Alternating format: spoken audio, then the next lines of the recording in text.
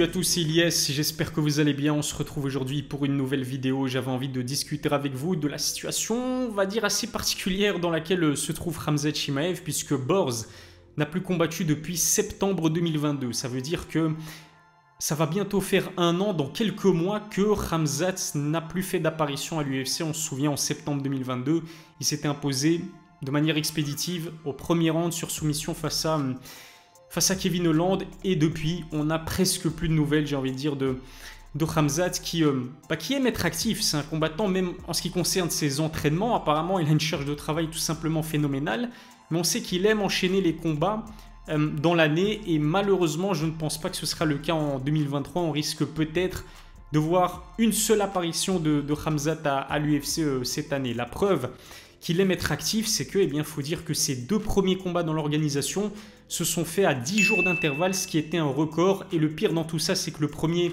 s'était fait chez les middleweight et ensuite le second dans la catégorie en dessous chez les poids welter.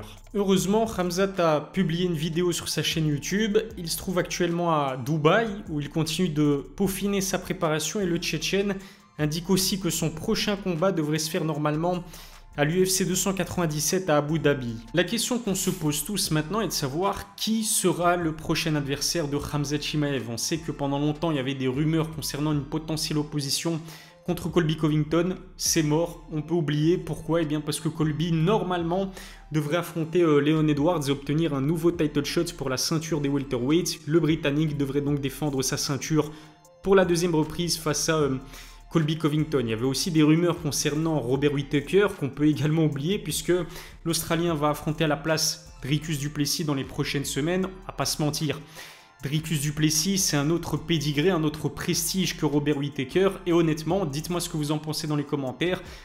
Mais j'aurais aimé voir Robert Whittaker affronter Khamzat Chimaev. Et puis il y avait Paulo Costa, le Brésilien, qui a annoncé il y a quelques semaines que il était proche de signer son contrat pour affronter Khamzat Chimaev justement à l'UFC Abu Dhabi. Mais Paulo Costa aussi, visiblement, on peut oublier, puisqu'en fin juillet, il va affronter Ikram Aliskerov. Alors bien sûr, c'est vrai que si Paulo Costa s'impose de manière expéditive face à Ikram Aliskerov, je pense qu'il pourrait se voir attribuer le combat contre Khamzat Chimaev à l'UFC Abu Dhabi, puisqu'il y aura quand même quelques mois d'intervalle entre les deux événements.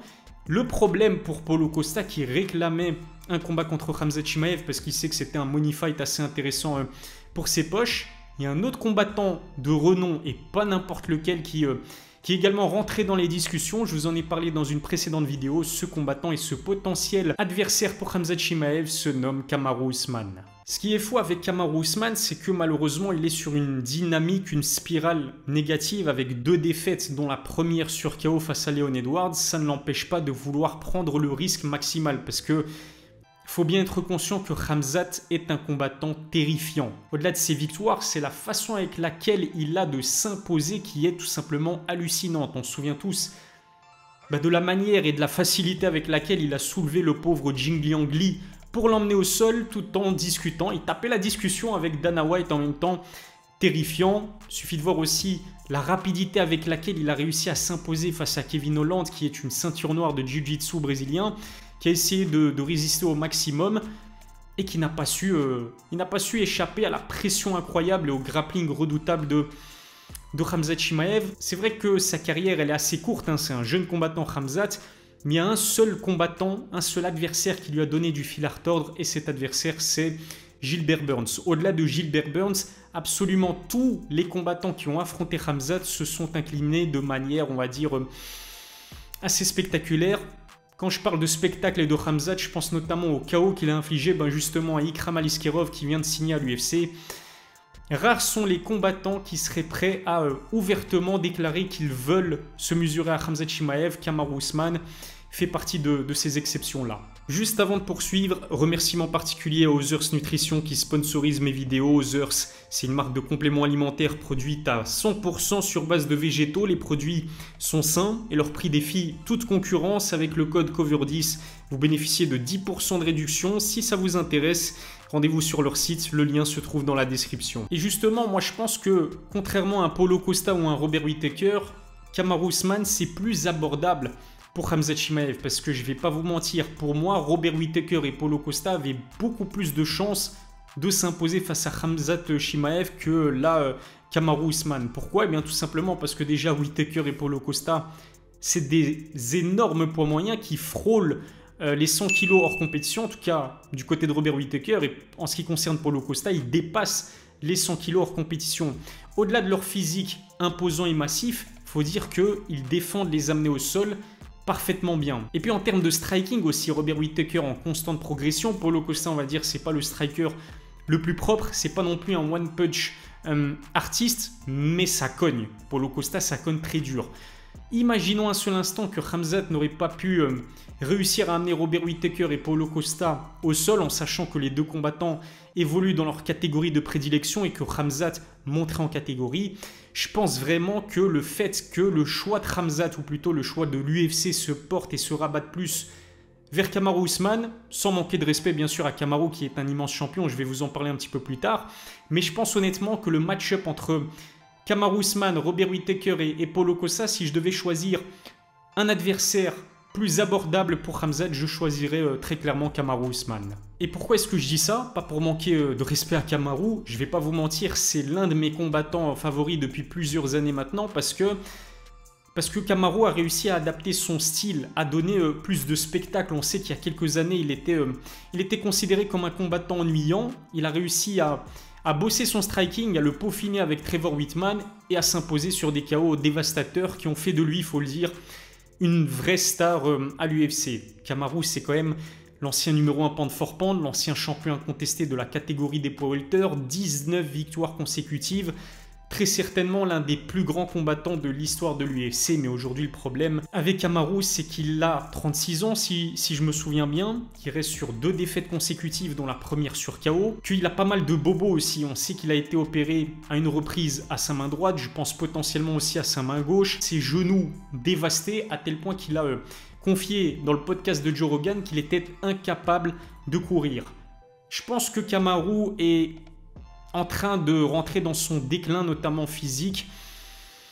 Ça risque vraiment d'être compliqué face à un Khamzat Chimaev qui sera plus jeune que lui, plus frais physiquement, qui a moins de guerre à son actif, qui stylistiquement aussi est problématique parce qu'on peut être sûr que Khamzat, ce qu'il va faire pendant ce combat, c'est essayer à chacune seconde de ce combat d'emmener Kamaru Usman au sol.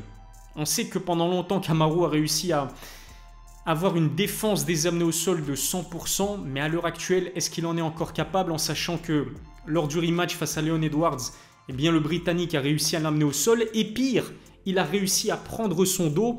Je vous laisse imaginer ce que Khamzat Chimaev pourrait faire face à Kamaru Usman s'il se retrouvait dans la même position. Khamzat, c'est quand même un niveau de grappling tout simplement suffocant et exceptionnel.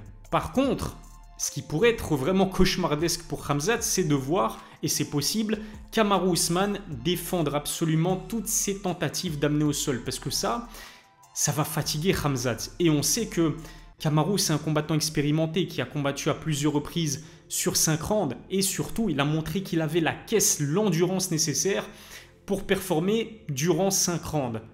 Est-ce que c'est le cas de Khamzat Chimaev? À l'heure actuelle, on ne le sait pas puisque Khamzat n'a jamais combattu sur 5 rounds. Et j'ai même envie d'aller plus loin. Si Khamzat réalise la même prestation face à Kamaru qu'il l'a faite contre Gilbert Burns, là c'est catastrophique pour lui parce qu'il a montré des signes de fatigue. Il a montré aussi beaucoup d'indiscipline face à Gilbert Burns. Si on a le même visage de Khamzat face à Kamaru Usman, qui a quand même de la puissance à revendre, qui a montré qu'il pouvait mettre des KO et qui a surtout une endurance exceptionnelle, alors là c'est clair que ça pourrait être vraiment problématique pour Khamzat Chimaev. En tout cas, la stratégie de Khamzat, il l'a dit dans sa vidéo sur sa chaîne YouTube, il a envie de pulvériser, il a envie de démolir Kamaru Usman, il a envie de l'envoyer à la retraite. Et je pense qu'il y a des chances, malheureusement pour les fans de Kamaru Usman, mais il y a des chances que ça arrive. Et je me pose vraiment la question de savoir pourquoi Kamaru envie de prendre un tel risque. Pourquoi est-ce qu'il se mettrait tellement en danger? La seule explication réside dans le fait que Kamaru, c'est un combattant avec un esprit de compétition exacerbé. Il a affronté 2 fois, il y a quelques mois, Leon Edwards, qui va affronter Colby Covington. Est-ce que vous auriez aimé voir une trilogie entre Kamaru et Colby? Moi, perso, pas du tout. Qu'il reste dans cette catégorie des poids welter. Et je pense que c'est vraiment pour cette raison-là que Kamaru s'est rabattu en quelque sorte vers Khamzat Chimaev qui va le challenger parce qu'il sait qu'il va se retrouver face à un combattant qui risque de lui infliger une défaite, et une défaite peut-être même à plat de couture. Par contre, si le combat se fait vraiment, la question que je me pose, c'est de savoir dans quelle catégorie de poids ça va avoir lieu. Parce que Khamzat, normalement, devait monter définitivement ou presque en catégorie et combattre chez les middleweight à 84 kg. Kamaru aurait suggéré à Dana White d'affronter Khamzat, mais en catchweight, c'est-à-dire ni à 84 kg, ni à 77 kg, j'imagine à 80 kg. Dana, il est absolument pas chaud à l'idée d'organiser ce combat en catchweight. Il ne reste plus qu'une seule solution, c'est que ce combat se fasse dans la catégorie des poids moyens.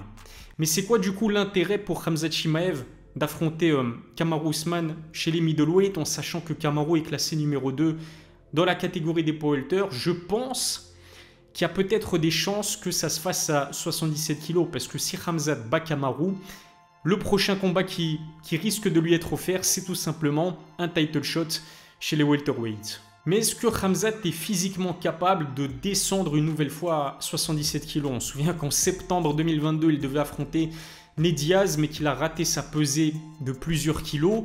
Dana et l'UFC ne veut pas revivre le fiasco de cette UFC 279 là. Et du coup, ouais, franchement, je me pose vraiment la question de savoir si Khamzat et Kamaru s'affrontent, vraiment dans quelle catégorie est-ce que ça va se faire? Parce que monter chez les poids moyens, ça avance Kamaru à quoi en fait? Qu'est-ce qu'il va gagner à aller combattre chez les middleweight? Je pense qu'on en saura un petit peu plus dans les prochains jours, voire peut-être dans les prochaines semaines. Voilà ce que je pouvais dire concernant ce potentiel combat entre Khamzat Chimaev et Kamaru Usman. Dites-moi ce que vous en avez pensé dans les commentaires. Est-ce que vous êtes d'accord avec moi ou est-ce que vous êtes absolument pas d'accord avec moi? Ça se passe dans la section des commentaires. Si ça n'est pas encore fait, abonnez-vous à ma chaîne, activez la cloche pour recevoir les notifications. Lâchez un pouce bleu, ça fait toujours plaisir. Je vous remercie de m'avoir suivi. Je vous donne rendez-vous très vite pour une nouvelle vidéo. D'ici là, prenez soin de vous.